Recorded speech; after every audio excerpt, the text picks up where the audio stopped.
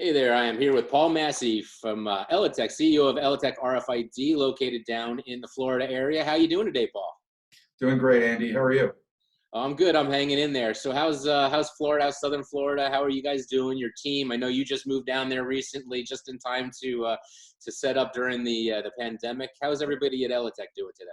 Doing really well. I mean, obviously, it's an interesting time. The teams, everybody's safe. As far as we know, everybody and their extended family have been, so far, knock on wood, untouched. So we feel good about that. But we've had precautions in place for almost a month now, where we've had most of our staff working remotely, and then for our people that are in doing operations, we've kind of set up teams that are on split shifts so they never interact, and try to keep some personal protection equipment around as far as face masks and gloves. I have a hard time getting face masks, gloves not so much, but it's been working well, and I've been, the team's been awesome. One of the reasons I came here was just, the team here is so focused on supporting our partners and customers and so dedicated that, it's definitely really enjoyable to be a part of it. So very proud of the team and very excited about what we're doing. That's awesome. Now you guys, you're global, so it's you're the chief here in the States, but bigger picture, what's going on? I know, headquartered in Germany. I've been out there several times. I know you've got Yep. offices all over the world, in Japan and all over Asia, Australia, I believe, and throughout Europe extensively. So how's everybody faring over there? How's Stefan and my friends on the other side doing? Yeah, they're doing well as well. I mean, I think we've had some periphery, um, not direct employees, but people that are either friends or family, have some contact, but we've kept that away from out of the office. And everybody, again, same thing in Germany and in Asia as we're doing here, is everybody who can is working remotely, and everybody else is being very careful about their interactions. And we've segregated teams, so we've tried to minimize any possible, situation if something was to occur. And based on what I'm hearing, more than likely somebody eventually will get affected. Let's hope not, but We all may. We all may. we were just prepared for that eventuality, so we can continue to, support our customers and our business.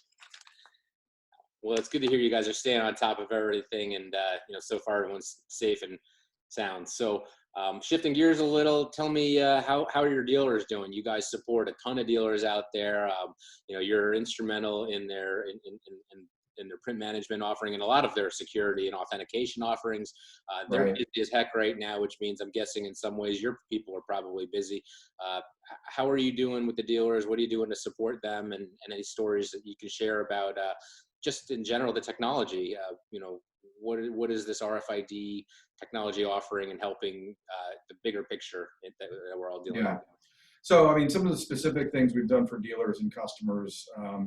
First of all, we were planning and are on a growth year, so we had significant orders in on our supply chain for all of our vendors. So we don't lack for inventory. We have plenty of inventory. We've been continuing to support, and in some case, help support some new customers that's run into some problems with availability of product.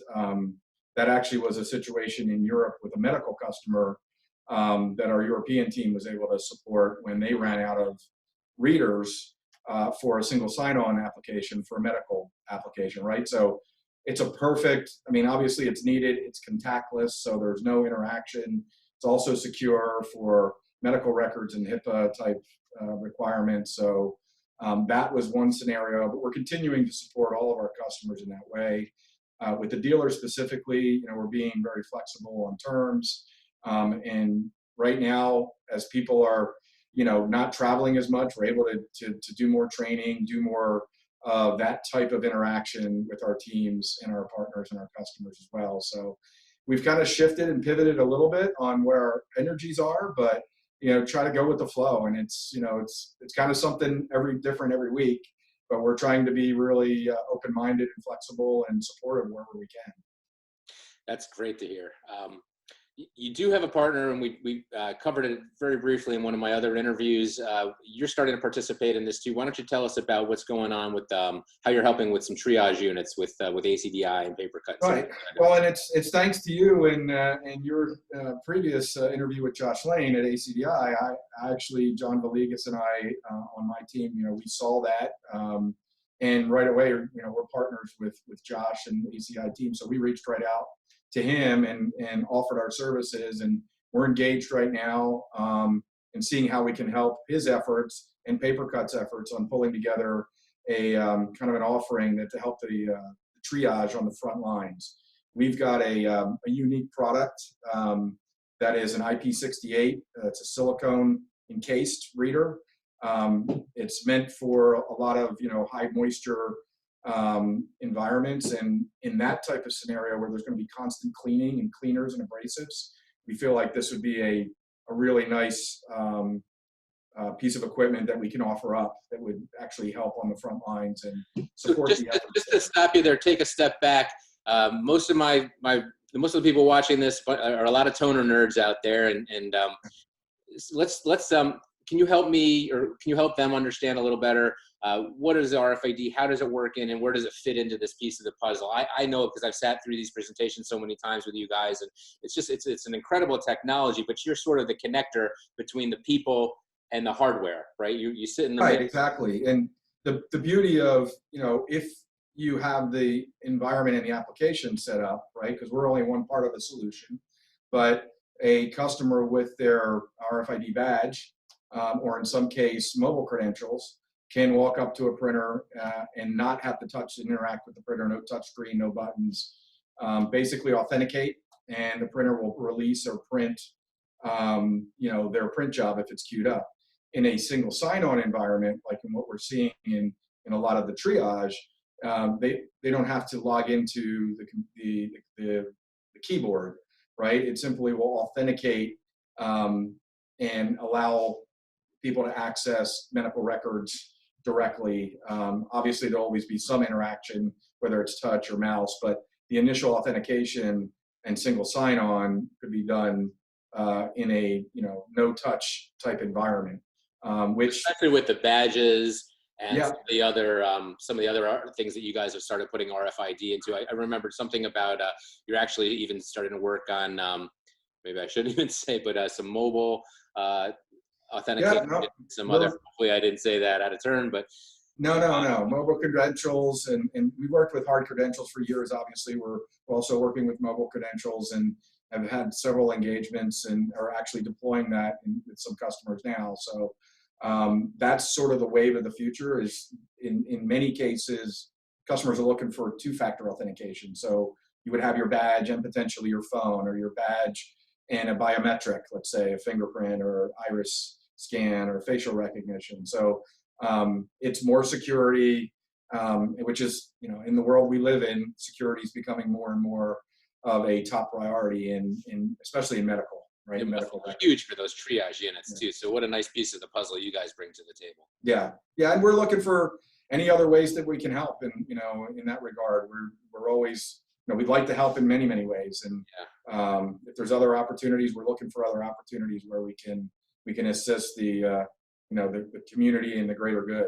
In those stories like that, there's enough doom and gloom out there right now to hear positive things that you guys are doing, and companies like PaperCut, ACDI, all of the people I've interviewed have been pitching it in their own ways. And, at the end of the day, this industry may be a bit unheralded, but we are in our own way helping keep the frontline people be able to be focused on what they need to be focused on. And, we're kind of handling the technology and helping them in that way. So any last comments, anything you want to shout out to anybody real quick before we wrap up? And then what I'll do is I'll, check in with you in a couple weeks, you or some other people on your team, and just to, see how you guys are doing and where we're at that point.